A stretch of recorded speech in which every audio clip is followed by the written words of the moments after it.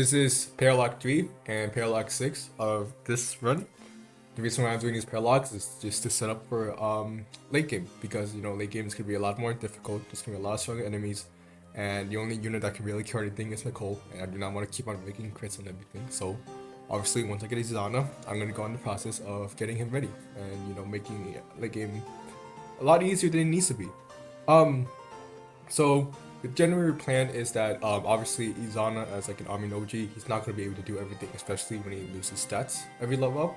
So the idea is that what is very important to get as many skills as possible that's going to help him, not just for like talk to me, but also for like just the rest of the enemies in late game. And because of the very specific stats and skills that you need for talk to me, and plans for other enemies, skill management is very strict. He needs to get skills every level up. If he does not get a skill in a level up, then I messed up and I had to like reset the map because maybe I just forgot to reclass. But yeah, he needs to get skills every level up. It's very strict. So first of all, I want to start off as a Master of Arms, and as you saw, I did reclass into Merchant, and he was able to use both the Bolt Axe and Shining Bolt instantly. What I just did was I reclassed to Merchant first, and then I used the 2 arm scrolls, and then I reclassed to Master Arms, and then used the other 2 arm scrolls for the Bolt Axe. The reason why I went Master Arms first is just because I just figured that getting Vantage first would be a bit more important. So the important skill is to get Vantage, and then other important skill for Master Arms is Life and Death. But the problem is that Life and Death is a level 15 skill, and by the time Izana gets the level 5 skill for Master Arms to Strength, he's level 10, so he needs 5 more levels to get there. But like I said, I need to get skills every level up. So what I do next is I skip Life and Death for now, and I go back and I go instantly to Merchant, because I also need to get those skills. So I level up 3 times for that place, and I get Profiteer, which is also important for the gold bars, because I figured I'm also going to get the level 15 skill Spendthrift, which will use gold bars to increase my attack. But Izana is only level 13 at that time, so he still needs a few more levels before he can get Spendthrift, and I need to keep getting skills. So next I reclass to Mechanist, because I also need the level 15 skill for Mechanist, but unlike the other 2 classes, I will be able to get the level 15 skill on time. So Mechanist and Merchant, they're on the same like class line for Izana, so I don't have to get like the 2 basic skills for Merchant. I can just instantly go to the level 5 skill for Merchant, which is Golem Bane. And then after that, I messed up. I said Merchant when I meant Mechanist.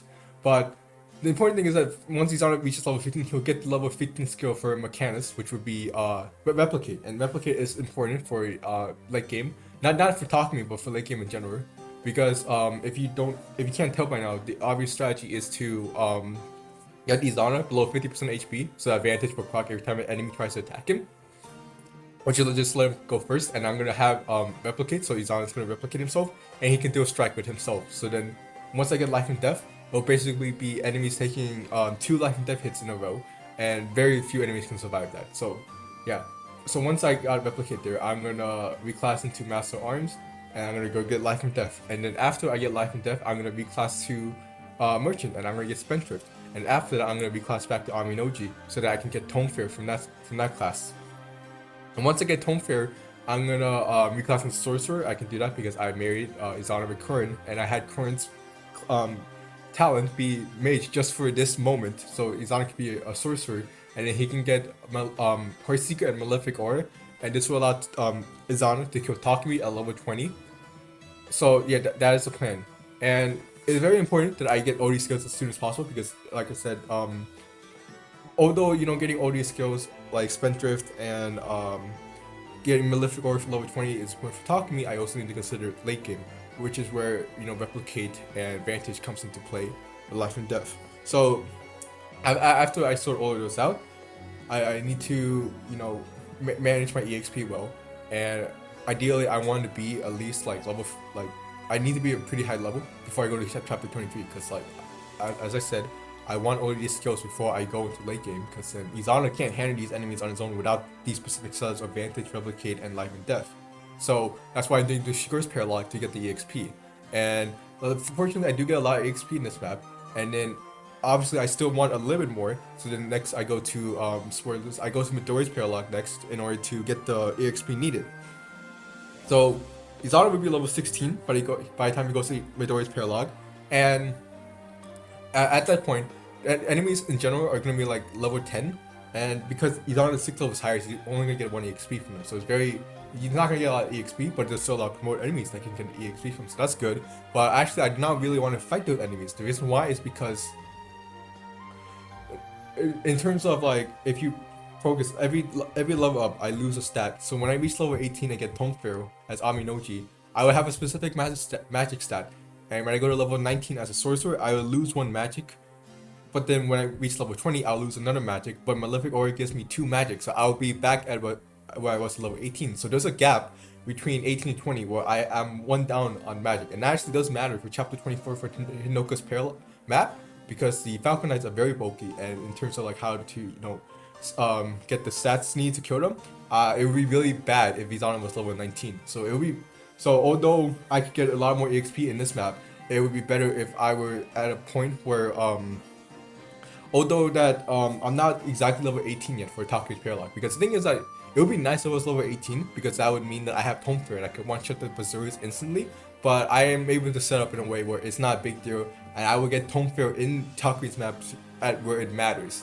So that's fine for now, and I will also be at a point where I would most likely not be level 19 when I enter Hinoka's chapter, and I at least do not want to be level 19 at the start of Hinoka's chapter. Maybe later on when I reach level 19 in the like middle, that's fine, because I could just fly over and kill her. But yeah, I did manage. Like I was thinking it might be ideal to kill all the promoted enemies in Midoriya's Paralogue, but I just figured it would be better to just be in a range where like I would be able to get Tome Fair for Takuya's Paralogue, but not go further than that for Hinoka's chapter, because as I said, Falcon Knights are very bulky, and level 19 is the gap where I'm 1 down on magic, and that actually does matter. But that's why I don't, kill all the enemies here. And I'm level 17, so I would be Aminoji for Takumi's chapter, and I would like make it just kill all the enemies at the beginning, and then get Tome Fair for the rest of the map, and then hopefully I will be at a comfortable level where I can be at level 18 for Hinoka's chapter, and just one-shot the Falcon Knights for a relatively long time, because enemies are gonna keep getting more levels. Izana might get more EXP, so yeah, it's just something I need to manage. But also, as you can see, I'm also feeding Cory EXP so that she can get Valley Magic. Valley Magic is not used for endgame, but it's very important for, as I said, Takumi's chapter, Hinoka's chapter, just to one-shot the really high-res enemies. So yeah, and this is all just a grinding part, and all the other units bought are just to shut those or transfer and then dance for like Izana and all the other people. And yeah, so now I'm pretty prepared to go into late game with Izana, and that's it.